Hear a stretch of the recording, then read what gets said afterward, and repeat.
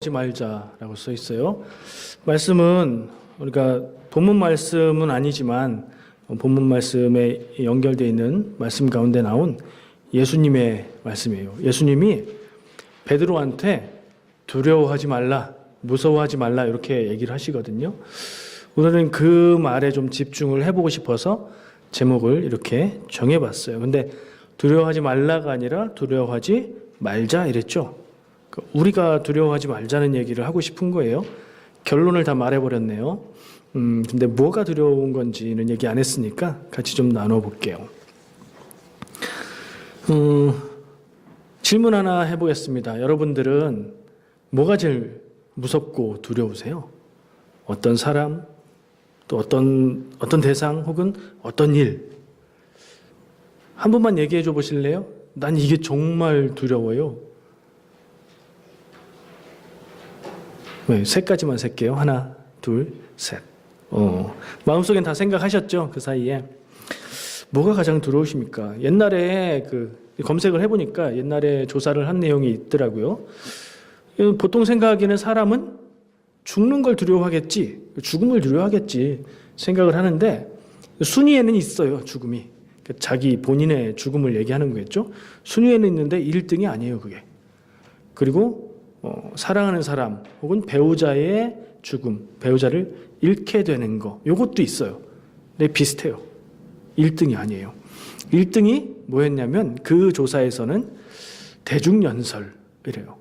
사람들 앞에 나가서 말하는 거, 그게 제일 두렵대요, 사람들이. 그러세요? 그 일주일에 2번씩 하는 저는 얼마나 두려움에 떨면서 살아가고 있겠습니까? 내성적이기도 하고 소심한데 말씀 준비하면서 막 떨리는 마음으로 준비를 했어요. 오늘도 그렇게 준비한 말씀을 나눕니다. 정말로 하나님의 은혜로 하는 거지 저는 이런 능력이 안 되는 사람이라고 늘 생각을 해요. 어떤 사람은요, 뭐가 두려우냐 하는 질문에 이런 대답도 했어요. 함께 일하는 동료. 여러분들 어떠세요? 같이 있는 사람, 내 가까이 있는 사람 두려우세요? 어떤 사람은 오늘 주일 일요일이잖아요. 내일이 월요일이라는 사실이 제일 두렵습니다. 이렇게 얘기했대요. 직장 다니면 그럴 수 있겠죠. 한국에 있는 학생들은 제일 두려운 게 성적표 나오는 날. 그렇대요. 어떤 사람은 나 자신이 가장 두렵다고도 하고, 어떤 사람은 무지, 모르는 거, 무식한 거, 내가 그럴까 봐, 돈, 권력, 암 이런 게 무섭다고 얘기를 했대요. 여러분은 무엇이 가장 두려우십니까?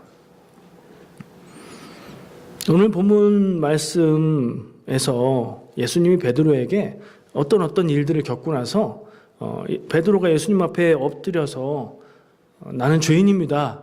나를 떠나주세요. 이렇게 얘기해요. 그럼 대답이 뭐여야 돼요? 예수님이 아니야, 괜찮아 이러든가 알았어, 떠나. 이 둘 중에 하나일 텐데 예수님은 뭐라고 하시냐면 무서워하지 말라. 네가 이후로는 사람을 취하리라. 이 사람을 취하리라는 우리가 익숙하게 알고 있는 표현으로는 사람을 낚는 어부가 되리라. 인데 성경이 이제 개역 성경이 개정되면서 사람을 취하리라로 바뀌었어요. 무슨 말이에요? 네가 내 제자가 돼서 사도로 사람들에게 복음 전하는 일을 할 거다라고 결론을 내려버리셨어요, 예수님이. 그리고 나서 베드로와 함께 고기를 잡던 사람들이 예수님을 그대로 따라 나선다 이렇게 말씀은 기록하고 있어요. 그 앞 얘기를 좀 대략 해야 될 필요가 있네요. 누가복음이 소개하는 사건입니다. 사건의 배경은 물가예요. 여러분들 마음속에 있는 기억 속에 있는 가장 큰 호수를 한번 떠올려 보세요. 그래서 너무 커서 사람들이 바다라고 부르는 호수입니다. 성경에 나오는 호수로는 갈릴리 호수죠. 근데 본문에는 누가복음에서는 게네사렛 호수라고 얘기해요. 같은 호수예요. 이름만 다르게 부르는 거예요. 그 호수에서 어젯밤에 무슨 일이 있었냐면 베드로와 다른 사람들 배 2척이 밤새도록 고기를 잡았어요. 저는 고기를 잡아보지 않아서 잘 모르지만 밤에 고기가 잡힌대요. 그래서 밤새 고기를 잡았어요. 그리고 나서 철수를 하고 있는 중이에요. 그물을 씻고 정리하고 그러고 있어요. 근데 불행하게도 밤새도록 헛수고만 했어요. 한 마리도 못 잡았어요. 고기를 잡으러 나갔다가 밤새 일을 했는데 고기 하나도 못 잡고 돌아오는 사람들의 마음은 기분이 좋지 않았겠죠. 그러고 있는데 예수님이 오세요. 그 물가에 예수님이 오셔서 배를 잠깐 쓰자 얘기를 하세요. 그 베드로의 배였어요.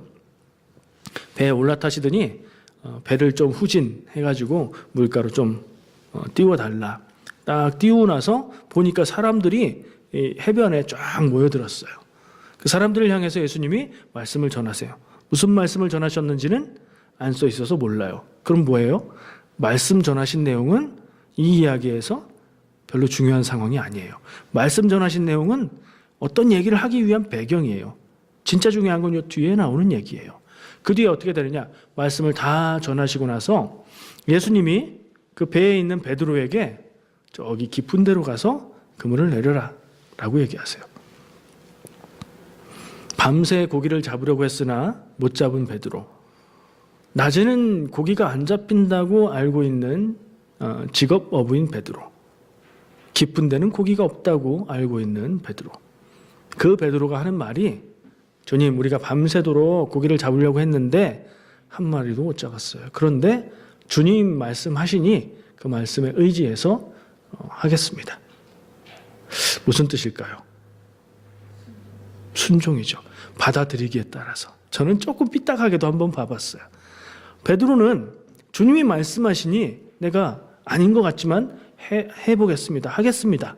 라고 얘기를 했는데 저는 이렇게도 들려요. 주님이 말씀하셔서 제가 하기는 합니다만 밤새도록 고생했죠. 지금 피곤한데 다 씻어놓은 그물을 다시 내리라고요?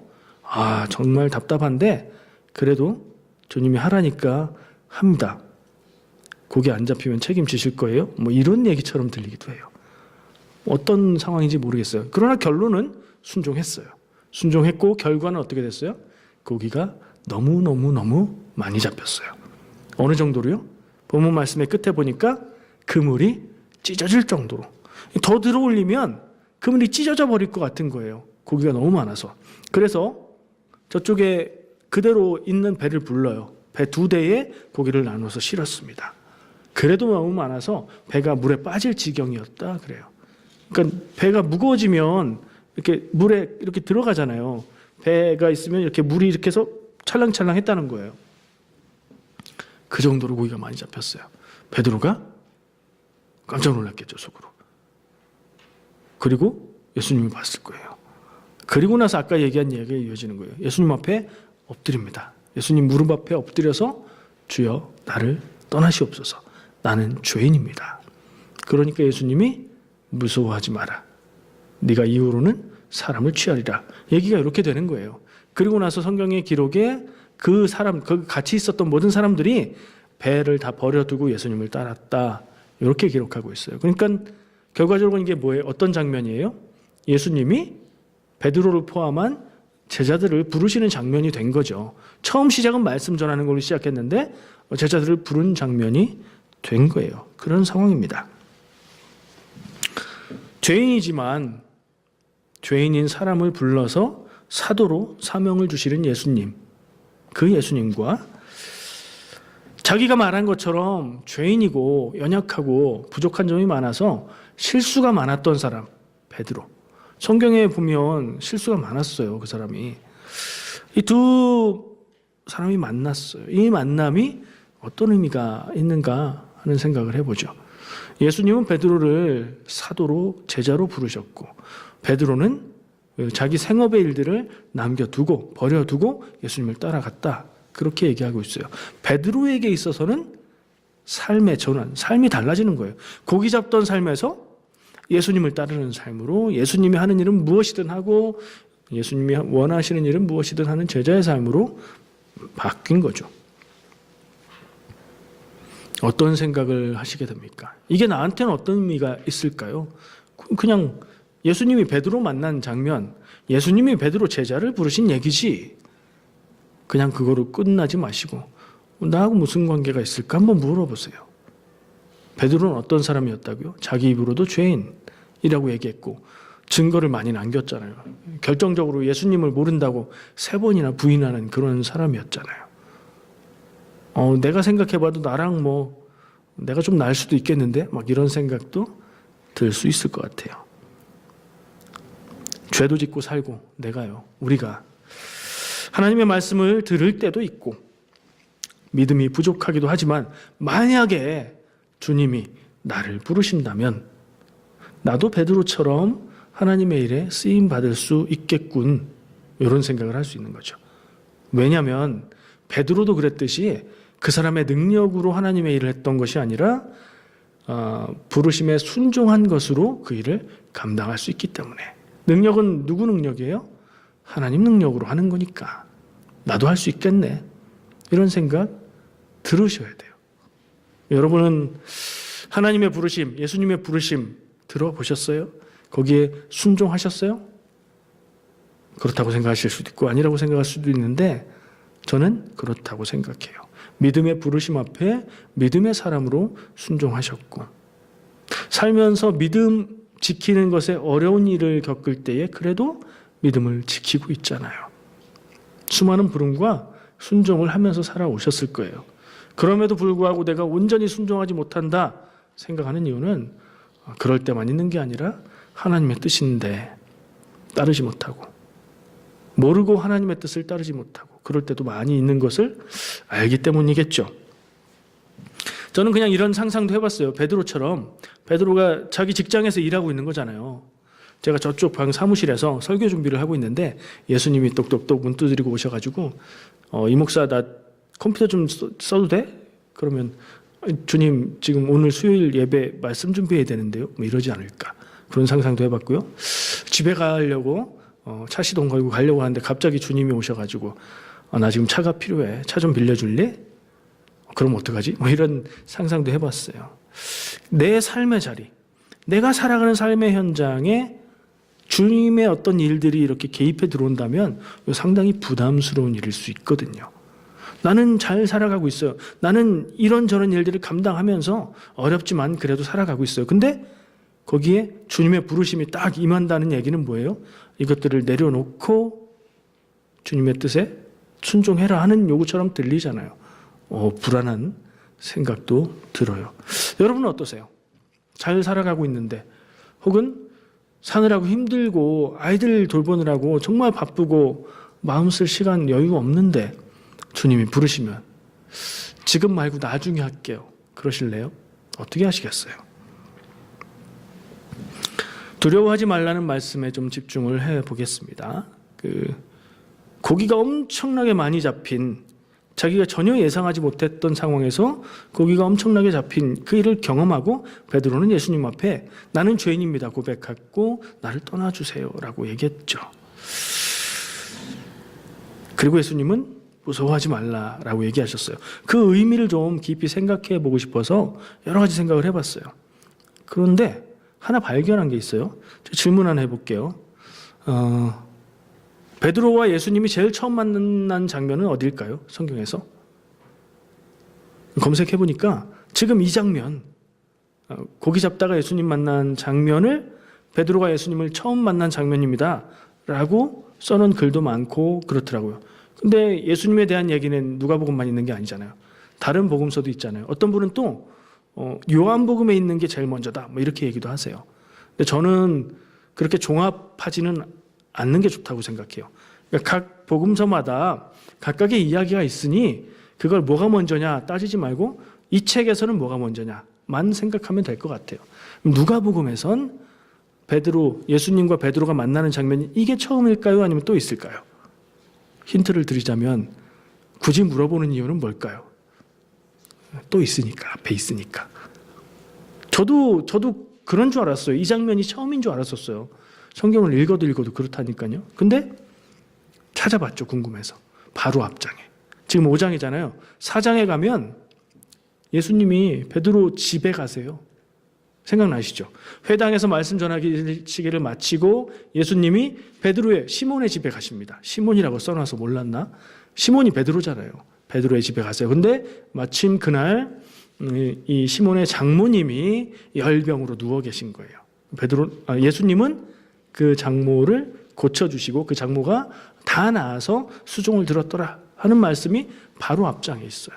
그러면 베드로는 이미 예수님과 초면, 구면이에요. 예수님 알아요. 그렇게 생각해 보니까 이 고기 잡다가 그물 정리하다가 예수님 만난 상황이 조금 다르게 보이기 시작하더라고요. 예수님을 이미 알아요. 그래서 아마 예수님이 해변에 와서 배 타고 말씀 전하면 되겠네 하실 때에 보니까 사람들 중에 아는 사람 베드로를 딱 지목해서 배 좀 타자고 했을까 하는 생각도 들고, 베드로는 이미 친분이 있고 같이 만났었으니까 두말 없이 배를 내어드리고 이렇게 했던 게 아닌가 하는 생각도 들더라고요. 사실은 그게 좀 이상했었거든요. 이게 처음 만나는 장면이라면 예수님이 어떤 느낌, 어떤 분위기였길래 밤새 일하고 정리하다가 배 좀 쓰자는 예수님한테 배를 그냥 쓰게 할까 하는 의문이 들었었거든요. 원래 이전에 만나서 알았었구나 생각을 해보니까 그게 다 풀려요. 또 한 가지 생각이 들었어요. 예수님을 자기 집에서 만났고 그러면 대화도 했고 예수님의 말씀도 들었을 거고 뭐 1대1로 듣다시피 들었겠죠. 예수님과 식사도 했을 거고 장모님의 병을 그냥 고치시는 것도 경험을 했고, 근데 예수님의 사도, 예수님의 제자가 될 베드로가 어째서 그때 예수님을 따라 나서지 않고 지금 고기를 잡고 있었을까 하는 생각이 들더라고요. 결론은 예수님의 제자가 되게 돼 있잖아요, 이 사람이. 그럼 마음 가운데에 예수님을 따라서 하나님의 일을 이루고자 하는 열정이 있는 사람이라고요. 예수님을 만나서 대화하고 식사하고 병 고치심을 경험했을 때 그 사람의 마음에 아무 일도 없지 않았을 거예요. 아, 이 예수님을 따라야겠다. 이 예수님이 하시는 일을 내가 해야 되겠다 하는 생각이 들었지 않았을까?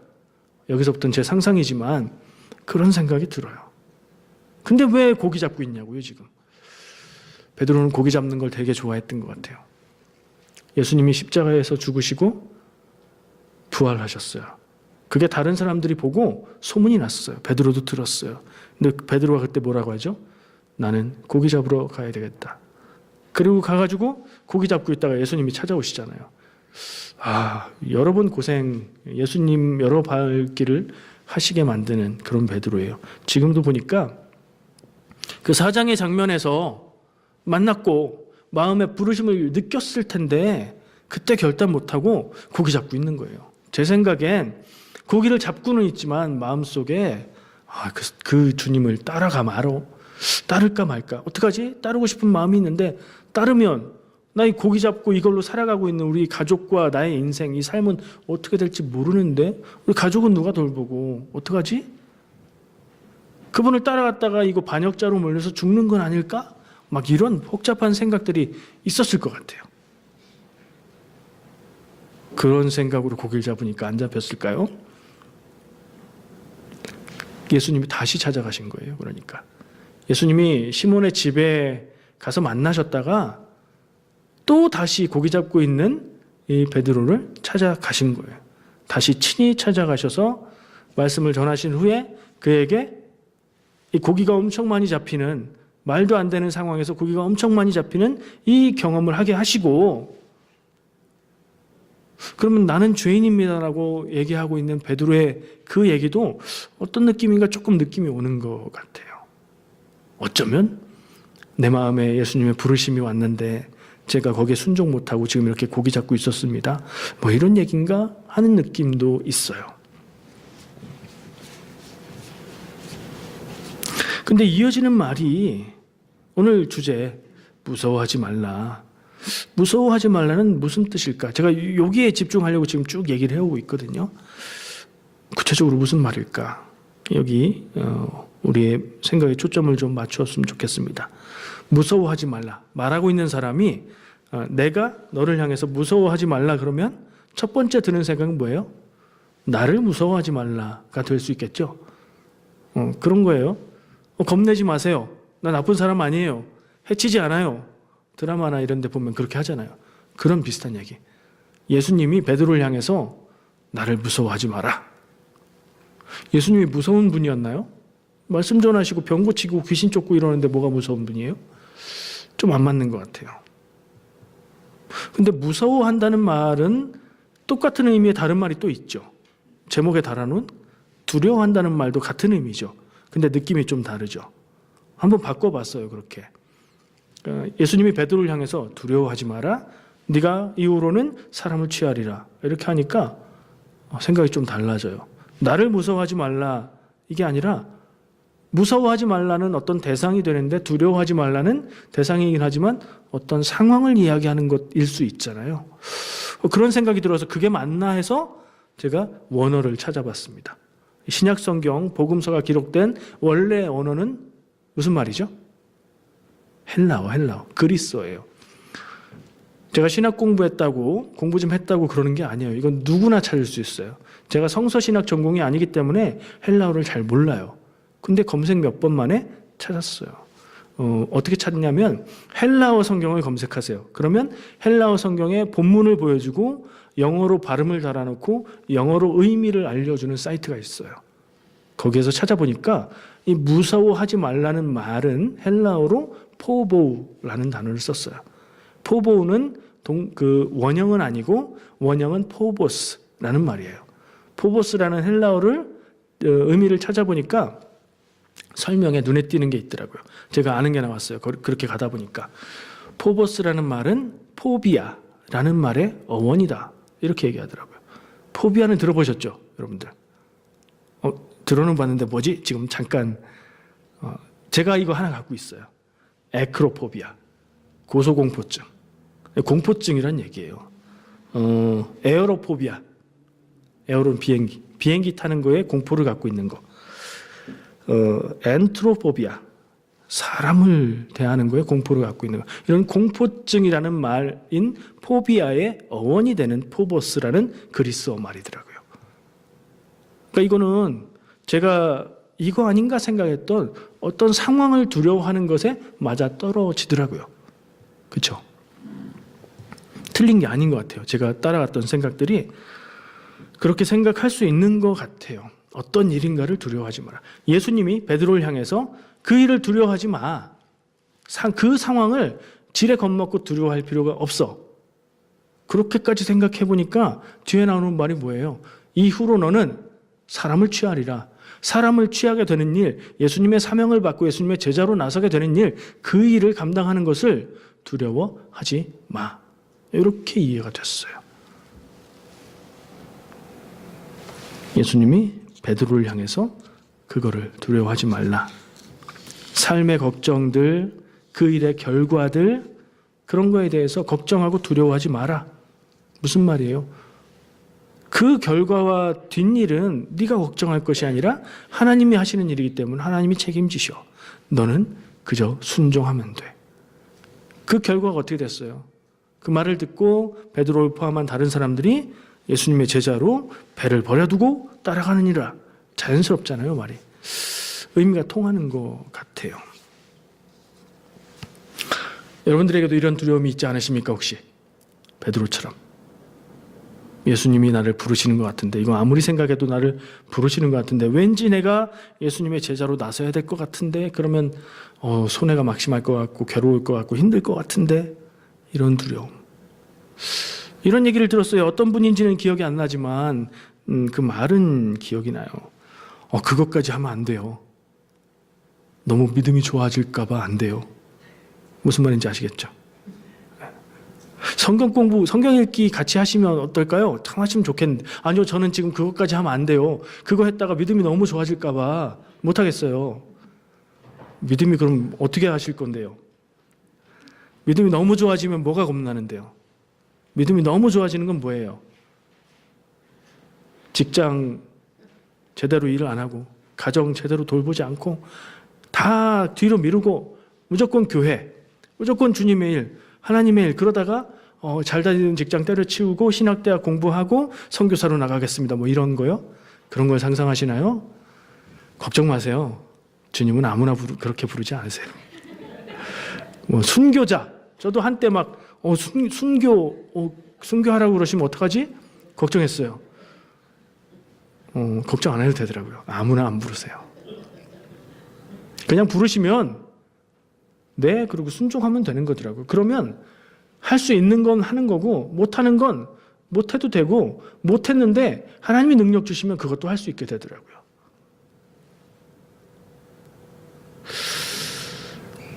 적당한 믿음. 믿음이 너무 좋아지면 안 될 것 같아요. 나는 적당한 믿음, 적당히 가족 사랑 적당히, 직장 생활 적당히 하면서 적당히 살고 싶어요. 이런 얘기잖아요. 적당히 하는 믿음이, 적절히 그러면 좋은데 적당히 믿는 믿음은 믿음이 아닌 것 같은 생각도 들어요. 그렇게 딱 단정은 못 하겠어요. 근데 적절한 부담 없는 수준에서만 내가 믿음 갖겠다. 그게 진짜 믿음일까요? 예수님은 베드로에게 말씀하셨어요. 무서워하지 말라. 나를 따름으로 인해서 생기는 일들을 두려워하고 겁낼 거 없다. 이 얘기가 나를 향한 얘기로 들리지는 않으세요? 믿음 너무 좋아지는 거 두려워하지 마라. 다른 생각 하나를 더 나누고 싶어요. 지난번에 말씀 나눴던 내용인 것 같아요. 포도주. 새 포도주는 새 부대에, 새술은 새 부대에, 이 말로 더 익숙하죠. 근데 번역이 바뀌어서 새 포도주는 새 부대에 이렇게 번역이 되어 있더라고요. 그게 생각났어요. 왜 생각났을까? 어쨌든 찾아보니까 같은 장에 있어요. 지금 우리가 본문으로 보고 있는 누가복음 5장의 뒤쪽에 바로 그 얘기가 나와요. 새 포도주는 새 부대에 담아야 된다. 예수님의 말씀이에요. 왜 그 생각이 떠올렸을까?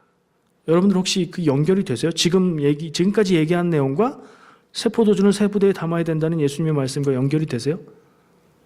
그러면 이제 안 하고요. 그 얘기.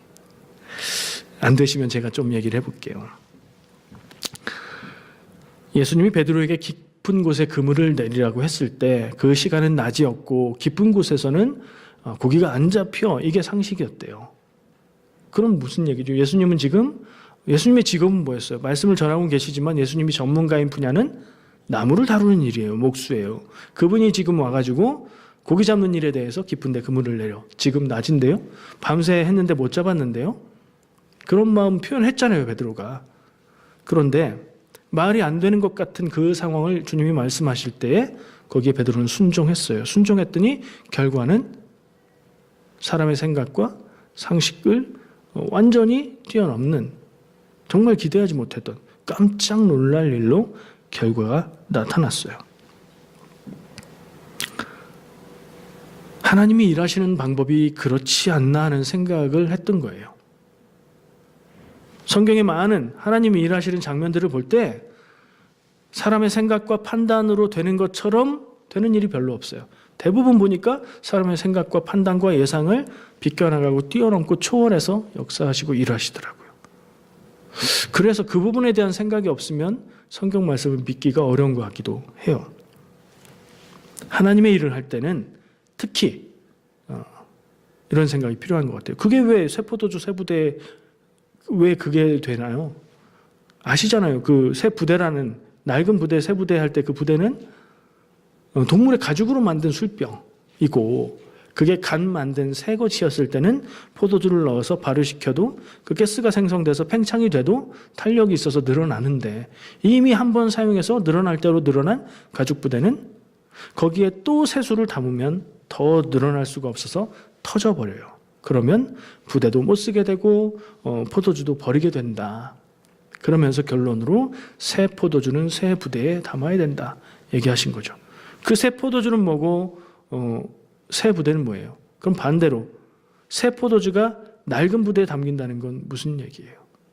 예수님이 말씀을 전하시면서 예수님의 말씀을 듣고 무슨 말인지 이해도 못하고 내가 볼 땐 저건 틀린 말인데, 말이 안 되는데 라고 생각했었던 유대인들을 향해서 하신 말씀이에요. 옛날의 생각들, 옛날의 기준들. 아니, 옛날 지금 할 거 없이 이거는 사람의 생각과 기준. 신앙을 이야기하고 있지만 그것은 사람들이 만들어낸 율법 조항들, 사람들이 생각하는 신앙의 기준들, 그걸 가지고 예수님이 말씀하시는 복음과 하나님의 일들을 재려고 하고 그 한계 안에 넣으려고 했죠. 그리고 틀렸다, 아니다 라고 얘기했던 거죠. 새 부대가 아닌 낡은 옛 부대로 예수님이 새롭게 전하시는 하나님의 새로운 구원의 일들을 재려고 했던 거예요. 거길 향해서 아니, 낡은 부대는 안 돼. 새 부대가 있어야 돼. 새로운 하나님의 일을 받아들이고 그렇게 할 수 있는 순종의 새 부대를 요구하시는 예수님의 말씀이었어요. 이 장면, 예수님이 베드로에게 깊은 데 가서 그물 던져서 고기 잡아라 하셨던 그 장면에서 낡은 부대는 뭘까요? 베드로의 생각과 경험, 지혜, 오랜 세월 고기를 잡아왔던 직업인으로서의 그런 것들이겠죠. 낮에는 고기가 안 잡히고요. 깊은 데 고기가 없고요. 이런 생각들. 지금 밤새도록 수고했는데 못해서 난 빨리 들어가서 쉬고 싶은데요. 이런 생각들. 그 생각 가지고 예수님이 말씀하시는, 예수님이 부르시는 그 부르심에 응할 수 없고 응답할 수 없고 하나님의 일을 이룰 수 없다. 이런 얘기하고 저는 연결을 해서 이 말씀이 떠오른 거예요. 사람의 생각과 하나님의 방법을 생각해 보는 거죠. 사람의 생각이 틀렸다는 건 아닙니다. 근데 하나님의 일 앞에서 사람의 생각으로 하나님의 일을 규정하려는 것은 어리석은 일이다. 예수님의 사역을 사람의 생각과 율법으로 제한하는 것 안 맞는 일이다 하는 얘기예요. 적용을 해보겠습니다. 두 가지를 질문해 볼게요. 질문 답을 원하는 건 아니고 한번 깊이 생각해 보세요. 첫 번째, 내가 세상을 사는 방법은 어떤 방법으로 살아야 되나? 두 번째, 하나님의 일을 할 때는 어떤 방법으로 해야 되나? 방법의 보기는 두 개입니다. 사람의 생각, 하나님의 방법. 내가 세상을 살아갈 때는 사람의 생각대로 살아가야 됩니까? 하나님의 방법으로 살아가야 됩니까? 복잡해지죠, 생각이. 세상 가운데 사는 것도 하나님의 뜻을 따라 살아야 된다고 얘기하고 싶은데, 근데 우리의 사는 모습을 생각할 때 세상 살아가는 다른 사람들하고 별 다르지 않고, 세상은 세상이 돌아가는 대로 따라가야 되니까 세상의 기준을 따라야지 하는 생각도 들고 그러죠. 세상 사는 일은 사람의 방법으로, 그러면 하나님의 일은 그건 하나님의 방법으로, 이런 생각이 들어요. 하나님의 일은 하나님의 방법으로 한다고 했을 때 하나 더 생각해 보고 싶은 게 있어요. 우리가 하나님의 일을 한다 그러면 어떤 일을 얘기하죠? 교회에서는 교회에서 계획하고 진행하는 많은 일들, 혹은 교회에서 믿음의 자람을 위해서 교회에서 사역하는 것들, 개인적으로는 어떤 사명에 헌신하는 거, 우리 교회에서 사역을 맡아서 감당하는 거, 이런 것들 다 들어갈 수 있겠죠. 그게 하나님의 일이다 이렇게 생각했을 때 하나님의 일은 하나님의 방법으로는 뭘 뜻하는 건가요? 또 한편으로 다른 편으로 접근해 볼게요. 일을 하면 결과가 있죠. 일을 하면 일이 잘 돼야 되죠. 바자회를 했어요, 작년에. 결과가 참 감사했어요. 교회에서 바자회를 하면 바자회가 잘 돼야 돼요. 그래야 우리가 마음이 기쁘고 즐겁고 다음에 또 해야지, 이런 생각도 들어요. 근데 잘 되는 게 누구의 기준인가 하는 생각이 들었어요. 잘 돼야 돼 라고 말했을 때는 누구 생각을 기준으로 잘 된다는 얘기예요? 그럼 말하고 있는 그 사람의 생각과 판단, 아니면 우리 사람 일반들, 사람들의 생각으로 좋은 게 잘 된 거죠. 바자회를 했는데 사람도 많이 오고 물건도 다 팔리고 수익금도 많이 남았어요. 그럼 잘 된 거예요. 만약에 반대로 바자회를 했는데 너무 힘들게 준비했는데 사람도 별로 안 오고 물건도 많이 남아있고 수익금이 적자예요. 그러면 그건 하나님의 일을 잘못한 건가요? 그럼 무슨 말이에요? 하나님의 일은 잘 안 돼야 잘 됐다는 얘기인가요? 그거 아니죠. 그 얘기 아니잖아요. 하나님의 일은 잘 돼야 돼요. 근데 그 잘 되는 기준이 내가 사람들이 보는 게 아니라 하나님 보시기에 잘 돼야 돼요. 그렇죠? 하나님의 일이니까, 하나님의 계획과 그것을 통해서 하신 일이 있으니까 하나님의 기준에서 잘 돼야죠. 하나님의 기준에서 잘 되는 건 사람들이 볼 때 잘 되는 것 같은 거일 수도 있고 잘 안 되는 것처럼 보일 수도 있어요. 그러면 우리가 어떤 일을 할 때, 하나님의 일을 한다 했을 때 잘 안 되는 것 같고 마음에 만족이 안 될 때 어떻게 해야 돼요? 그냥 계속 순종하는 거예요. 하나님의 뜻인 게 확실하면 우리는 그 결과에 집중할 게 아니라 이게 하나님의 뜻이 맞는가? 하나님의 일이 맞는가? 내가 하나님의 일을 하나님의 방법으로 하고 있는가? 그것만 물으면 돼요. 결과는 하나님 일이니까 하나님이 책임지시는 거죠. 이런 생각을 세상 사는 일에도 적용해봤어요. 세상 사는 일이 뭘 얘기하는 거예요? 믿지 않는 사람들이 세상을 살아가는 일 얘기하는 거 아니잖아요. 내가 세상을 살아가는 일 얘기하는 거잖아요. 나는 누구예요? 하나님의 사람. 하나님의 사람이 세상을 살아가는 일이 하나님의 일이에요? 사람의 일이에요? 그렇게 질문을 바꿔볼게요. 하나님의 사람이 세상을 살아가는 건 하나님의 일인가? 사람의 일인가? 사람의 일이면 사람의 방법으로, 하나님의 일이면 하나님의 방법으로 하는 게 맞겠죠. 하나님의 방법으로 한다면 그 결과는 예수님이 말씀하신 대로 무서워하지 말라, 두려워하지 말라 하셨던 것처럼 결과에 대한 평가, 걱정은 안 하는 거예요. 우리가 마음을 쏟고 집중해야 될 건 하나님의 일이 맞는가, 하나님의 뜻과 계획이 여기에 있는가, 내가 순종하는가인 것 같아요.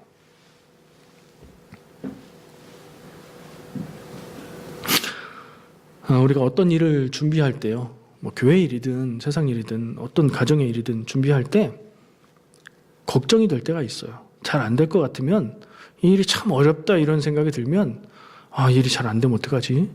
이게 이렇게 돼야 되는데 이렇게 안 되면 어떡하지? 이 일이 잘못되면 어떡하지? 하는 두려움이 있을 수 있어요.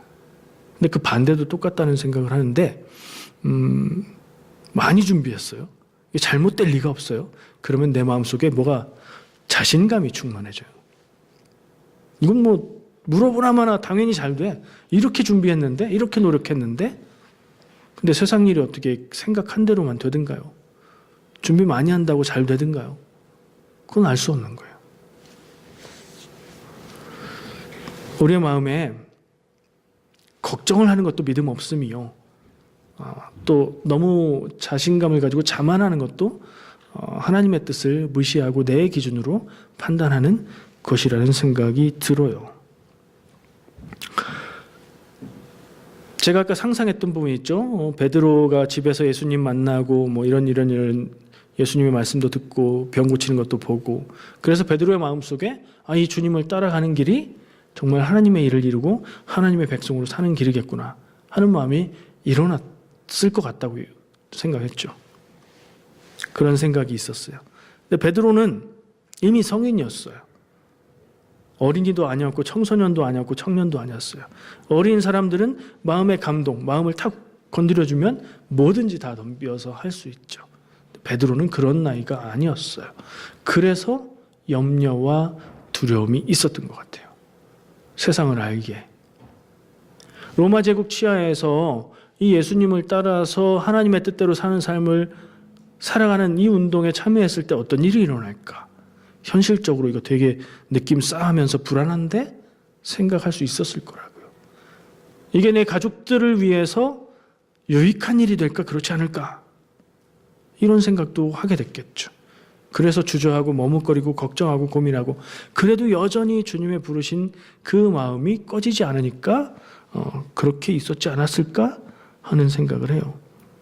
그런 베드로에게 예수님은 무서워하지 마라, 두려워하지 마라, 이후로는 네가 사람을 취하리라 단정해서 그 사명을 감당할 것을 말씀하세요. 오늘 이 음성이 여러분의 귀에 들리기 원합니다.